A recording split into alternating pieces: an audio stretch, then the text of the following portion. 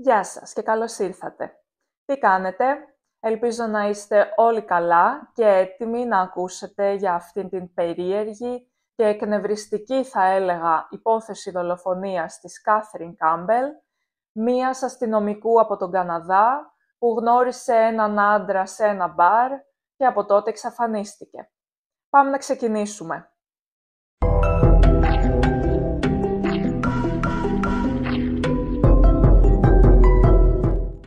Η Κάθριν Κάμπελ ήταν μια 36χρονη αστυνομικός στο αστυνομικό τμήμα της πόλης Τρούρο στη Νέα Σκωτία του Καναδά. Η Κάθριν ήταν πολύ τυπική στην εργασία της και δεν είχε χάσει ούτε μία μέρα δίχως να ενημερώσει. Έτσι, όταν τη Δευτέρα 14 Σεπτεμβρίου του 2015 δεν εμφανίστηκε στη δουλειά, οι συνάδελφοί της ανησύχησαν και πήγαν στο διαμέρισμά της για να την ψάξουν. Εκεί βρήκαν ένα τακτοποιημένο διαμέρισμα με την τηλεόραση να είναι σε λειτουργία και το ξυπνητήρι να χτυπάει, αλλά η Κάθριν άφαντη. Αφού δεν την βρήκαν λοιπόν, έλεγξαν το υλικό από τις κάμερες ασφαλείας της πολυκατοικίας, όπου την εντόπισαν να γυρνάει στο σπίτι της την 5η 10 Σεπτεμβρίου, μετά τη δουλειά, φορώντας τη στολή της, και αργότερα, στις πρώτες πρωινές ώρες της Παρασκευής 11 Σεπτεμβρίου, φαίνεται να φεύγει από το σπίτι της και από τότε δεν ξαναγύρισε. Έψαξαν το κομπιούτερ της και βρήκαν πως η τελευταία της αναζήτηση ήταν αυτή μιας εταιρείας ταξί, την οποία και κάλεσαν και ανακάλυψαν πως ένα ταξί την είχε μεταφέρει στο Halifax Ale House, ένα μπαρ της περιοχής Halifax. Φυσικά, η αστυνομία έψαξε το υλικό από τις κάμερες ασφαλείας του μπαρ και βρήκε την Κάθριν να φιλιέται και να χορεύει με έναν άντρα, τον οποίο το προσωπικό του μπαρ αναγνώρισε ως τον πρώην συνάδελφό τους Κρίστοφερ Γκάρνιερ, ή Γκαρνιέρ, όπως το Σαμπουάν. Η Κάθριν και ο Κρίστοφερ έφυγαν από το μπαρ γύρω στις 3:30 το πρωί. Στις 15 Σεπτεμβρίου, η αστυνομία επισκέφθηκε τον τότε 28χρονο Κρίς στη δουλειά του και εκείνος τους είπε πως την ημέρα της εξαφάνισης της Κάθριν είχε βγει με τον φίλο του Μίτς, ο οποίος τον φιλοξενούσε λόγω του ότι ο Κρίς είχε χωρίσει με την κοπέλα του. Ήπιαν, ο φίλος του κατέληξε στο κρατητήριο λόγω του ότι είχε καταναλώσει μεγάλη ποσότητα αλκοόλ και ο Κρίς παρέμεινε στο μπαρ και γνώρισε μία γυναίκα, αλλά γύρισε στο σπίτι του φίλου του μόνος. Μετά από έρευνα της αστυνομίας στο υλικό καμερών ασφαλείας της γειτονιάς του σπιτιού του Μίτς, βρήκαν κάτι πολύ περίεργο. Τον Κρίς να σέρνει έναν κάδο απορριμμάτων, ξυπόλυτος, προς το σπίτι, λίγο πριν τις 5 το πρωί. Και μετά από λίγο, να βγαίνει από το σπίτι ξανά με αυτόν τον κάδο, ο οποίος φαινόταν βαρύς, και να το μεταφέρει προς το δρόμο μέχρι που δεν φαίνεται πλέον στις κάμερες. Στις 5:30 το πρωί, ο Κρίς φαίνεται ξανά να επιστρέφει ξυπόλυτος ακόμα στο σπίτι, χωρίς τον κάδο. Όπως ήταν φυσικό, η αστυνομία άρχισε να ψάχνει όλους τους κάδους της γειτονιάς και σε έναν από αυτούς βρήκε κάποια αντικείμενα της Κάθριν, όπως μία μπλούζα και τα κλειδιά του αυτοκινήτου της.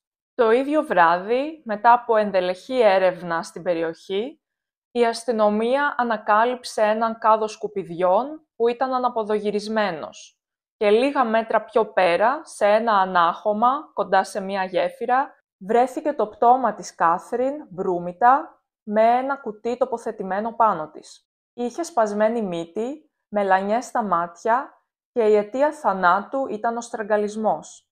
Ο Κρίς ήταν ο κύριος ύποπτος και η αστυνομία είχε αρχίσει να τον παρακολουθεί πριν ακόμα βρεθεί το πτώμα. Μόλις 1 ώρα από την ανακάλυψη της σωρού της Κάθριν, οι αστυνομικές δυνάμεις που παρακολουθούσαν το σπίτι του όπου ζούσε με την κοπέλα του, με την οποία τα ξαναβρήκε παρεπιπτόντως, τον είδαν να μεταφέρει κάποια αντικείμενα από το σπίτι στο αυτοκίνητο της κοπέλας του και να κατευθύνεται προς το σημείο όπου είχε πετάξει την Κάθριν. Οι αστυνομικοί που τον παρακολουθούσαν ειδοποίησαν τους υπόλοιπους αστυνομικούς που βρίσκονταν στον τόπο του εγκλήματος να κρυφτούν και να μην καταλάβει τίποτα ο Κρίς. Ο Κρίς μόλις έφτασε κοντά στον τόπο του εγκλήματος, τελικά δεν πήγε και γύρισε πίσω στο σπίτι του, όπου η αστυνομία τον συνέλαβε. Όταν έψαξαν το αυτοκίνητο που οδηγούσε, βρήκαν ένα μουσαμά, γάντια εργασίας, σκοινί και βενζίνη. Προφανώς ήθελε να μεταφέρει το πτώμα της Κάθριν και να το κάψει, όμως φοβήθηκε λόγω της έντονης αστυνομικής παρουσίας στο σημείο. Στην πολύ ωρή ανάκριση, 9,5 ωρών, ο Κρίς τελικά ομολόγησε πως δολοφόνησε την Κάθριν.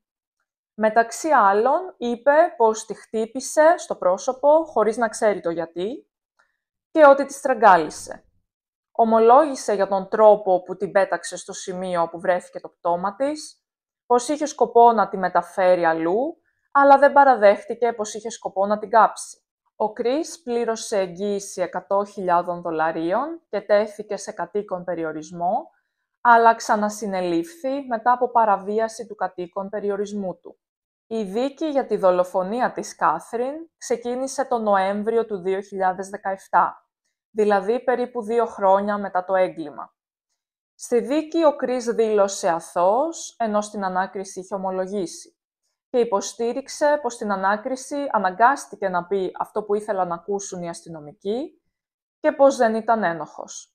Και σαν να μην έφταναν όλα αυτά, ο Κρίς προσέλαβε έναν από τους καλύτερους δικηγόρους, του οποίου η υπερασπιστική γραμμή ήταν πως ο θάνατος της Κάθριν ήταν αποτέλεσμα ενός ατυχήματος εν ώρα συνενετικής άγριας σεξουαλικής επαφής, την οποία ζήτησε το θύμα. Μετά το ατύχημα, ο Κρίς δεν σκεφτόταν καθαρά και δεν θυμάται τι συνέβη από την ώρα που η Κάθριν δολοφονήθηκε κατά λάθος μέχρι και το επόμενο πρωί. Το αποκορύφωμα αυτής της γελίας υπερασπιστικής γραμμής ήταν πως υποστήριξαν ότι ο Κρίς διαγνώσθη με διαταραχή μετατραυματικού στρες μετά τη δολοφονία της Κάθριν και χρειάζεται θεραπεία για αυτό. Μήπως πρέπει να λυπηθούμε το δολοφόνο δηλαδή? Τελικά ο Κρίς κρίθηκε ένοχος και του επιβλήθηκε ποινή ισόβιας κάθριξης. Σε αυτό το σημείο να αναφέρω πως η κοπέλα του, που είχαν χωρίσει για 1 ή 2 μέρες και εκείνος αμέσως φιλιόταν με μια άλλη γυναίκα που τελικά τη σκότωσε κιόλας, ήταν στο πλευρό του σε όλο αυτό. Απίστευτο, έτσι. Δεν μπορούμε να ξέρουμε τι ακριβώς συνέβη και για ποιο λόγο σκότωσε την Κάθριν. Μπορεί να έβγαλε πάνω της τα νεύρα του μετά το χωρισμό του, 1000 μπορεί.